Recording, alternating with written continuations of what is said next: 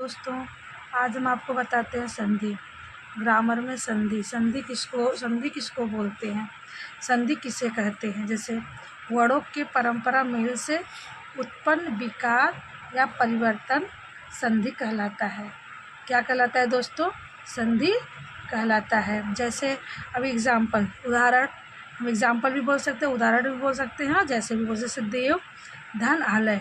अभी मेल, देव और आलय का मेल क्या होगा यहाँ पे? देव प्लस आलय, मतलब क्या होगा यहाँ पे?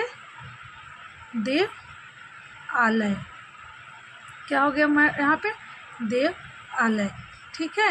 यहाँ पे जैसे हो गया महाधन ईश, इसके क्या होगा? इसको मेल करके जोड़ करके क्या बनाएंगे हम? महेश।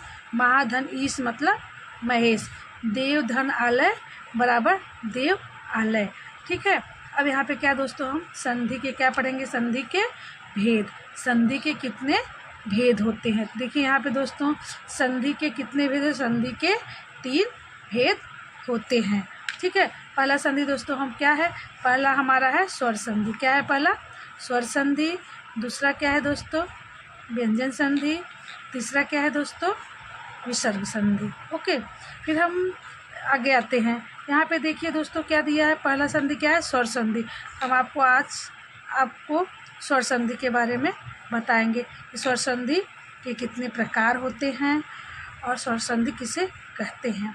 देखिए जैसे यहाँ पे हो गया, 2 स्वरों के मेल से जो परिवर्तन उत्पन्न होता है उसे हम क्या बोलते हैं दोस्तों? उसको हम स्वर संधि कहते हैं। जैसे स्वर संधि के प्रकार, यहाँ पे दोस्तों स्वर संधि के कितने प्रकार हैं देख रहे हैं।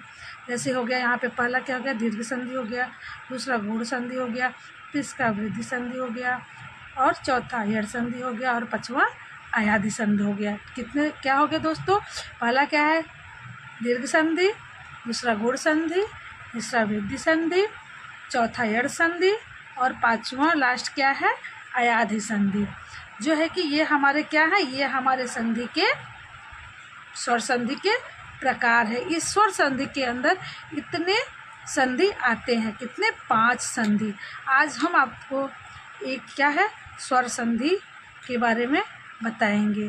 ठीक है दोस्तों, आज हम आपको बताते हैं कि स्वर संधि क्या है। क्या है? एग्ज़ाम में पूछते हैं ना कि बच्चों से कि स्वर संधि क्या है और स्वर संधि कैसे पहचाना जा सकता है। दीर्घ संधि दिया है, दीर्घ संधि को हम किस तरह से पहचान सकते हैं। दोस्तों एग्ज़ाम में आपको क्वेश्चन दिया जाता है, प्रश्न पूछा जाता है और प्रश्न में पूछा जाता है कि इस शब्द में कौन सी संधि है, वो ढूंढ करके बताओ। दोस्तों इसमें मैं सिर्फ आपको डायरेक्ट संधि पहचानने के ट्रिक बताऊंगी और ध्यान से आप सुनिए। दोस्तों मैं आपको बताती हूँ स्वर संधि।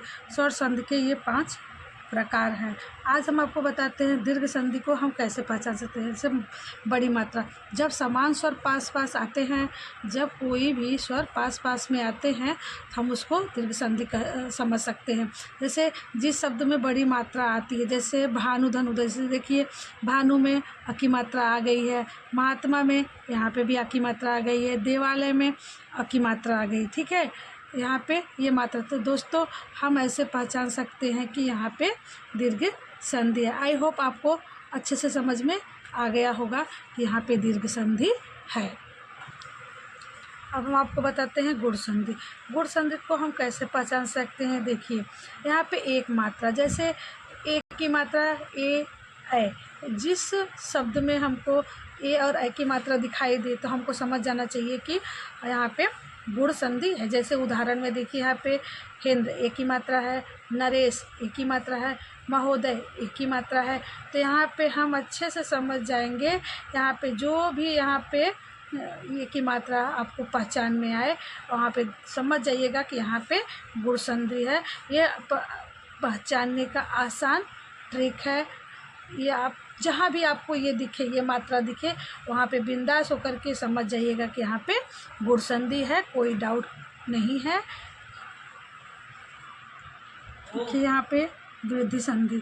वृद्धि संधि को हम कैसे पहचानेंगे? देखिए, दो मात्रा, जहाँ पे आपको किसी भी शब्द में दो मात्रा दिखाई दे, जैसे यहाँ पे ये दो मात्रा दिखाई दे रहा है, तो आपको समझ जाना चाहिए उस शब्द में दो मात्रा है। जैसे उदाहरण के लिए सदैव, देखिए यहाँ पे सदैव में देखिए ऊपर दो मात्रा लगी हुई है। महोज, महोज में भी दो मात्रा लगी हुई है। तो आप बिंदास होके यहाँ पे समझ जाइएगा कि यहाँ पे वृद्धि संधि है। अगला देखते हैं यड़ संधि। यड़ संधि में मतलब समझा आपको? य व र के पहले आधा शब्द आता है तो क्या बोलते हैं उसको? हम अयाद यड़ संधि बोलते हैं। जैसे यहाँ पे देखिए स्वागत, यहाँ पे व के पहले क्या आया है? आधा शब्द आया है। तो जहाँ पे भी आधा शब्द आएगा वहाँ पे यड़ संधि होगा। यहाँ पे देखिए इत्यादि, इत्यादि में दोस्तों देख रहे हैं आधा तो आया है ना, तो यहाँ इत्यादि, यहाँ पे आप निफिक्र होकर लगा दीजिए कि यहाँ पे हमारा क्या है? यड़ संधि।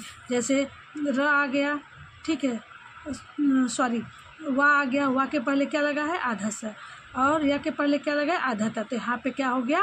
आधा शब्द जहाँ पे आएगा वहाँ पे आपका यड़ संधि निश्चित है। अगला हमारा क्या है? अयादि संधि। अयादि संधि हमें कैसे पता चलेगा? आपको बताती हूँ मैं। देखिए, अयादि संधि का मतलब क्या होता है? उसमें ए, ऐ, ओ, औ की मात्रा नहीं आती है। मतलब नहीं तो नहीं, जैसे ये मात्रा, ये मात्रा, ये मात्रा, ये मात्रा नहीं आती है, ठीक है। तो अधिकतम अक्षर तीन शब्द से, कितने शब्द से? तीन शब्द से, तीन अक्षर से शुरू होते। अधिकतम शब्द किससे? तीन अक्षर से शुरू होते हैं। जैसे उदाहरण के लिए यहाँ पे हम आपको बता दें, उदाहरण के लिए जैसे पवन, तीन अक्षर का शब्द हो गया। नयन हो गया, तीन अक्षर का शब्द हो गया।